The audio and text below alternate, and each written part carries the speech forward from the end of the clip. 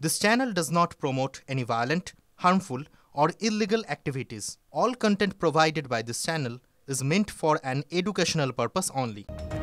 সমরেশ মজুমদার সকলের প্রিয় সাহিত্যিক, বিখ্যাত ট্রিলজির লেখকের কলমে কলমে প্রথমে এসেছিল গান, আর সেই কবিতা গানের বই জলসা আত্মপ্রকাশ করছে।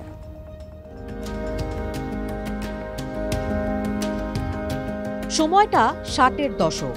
তখনও লেখক হননি সমরেশ মজুমদার, চাকরি বাকরিও নেই, তবে জীবনে ছিল প্রেম। স্ত্রীকে নিয়ে গান লিখেছিলেন নীল ডায়েরিতে। মানে ওই 60-এর দশকের সময়টায় যখন আমার বাবা এবং মায়ের বিয়ে তখনও হয়নি, ওই সময়টায় এই বাবা এই গান, কিছু কবিতা, কিছু কবিতার মতন করে গান এরকম লিখেছিলেন এবং বেশ মানে প্রেমের কবিতাই বলা যায় সেগুলোকে।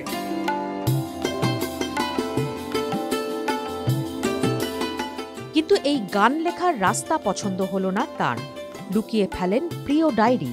ডায়েরিটার প্রথম আমি খবর পাই তখন সদ্য মা চলে গেছেন, মানে 2021-এর নভেম্বরের ঠিক পরপর এই ডায়েরিটা আমার চোখে পড়ে। তখন এই ডায়েরিটা যখন উল্টে পাল্টে দেখছি তখন বাবা বললেন, বাবা মানে আমার পিতৃদেব শ্রী সমরেশ মজুমদার, তিনি বললেন যে এটাতে তুমি হাত দিয়েছো কেন? তো একদম অপছন্দ ছিল যে এই ডায়েরিটা কেউ দেখার, তার ঘাটাঘাটি করে। তারপর শুরু হয় নতুন অধ্যায়। তাঁর লেখা গল্প উপন্যাসে মন জয় করে নেন সমরেশ মজুমদার। শুধু তাই নয়, ছোট গল্প, ভ্রমণ কাহিনী থেকে গোয়েন্দা গল্প, কিশোর উপন্যাসে অনেকের প্রিয় সাহিত্যিক হয়ে ওঠেন। তাঁর ট্রিলজি উত্তরাধিকার, কালবেলা, কালপুরুষ বাংলা সাহিত্য জগতে কালজয়ী সৃষ্টি। সেই সমরেশ মজুমদার পরে টেলিভিশনের জন্যও লেখেন। তখনও গানের খাতা বেরোয়নি।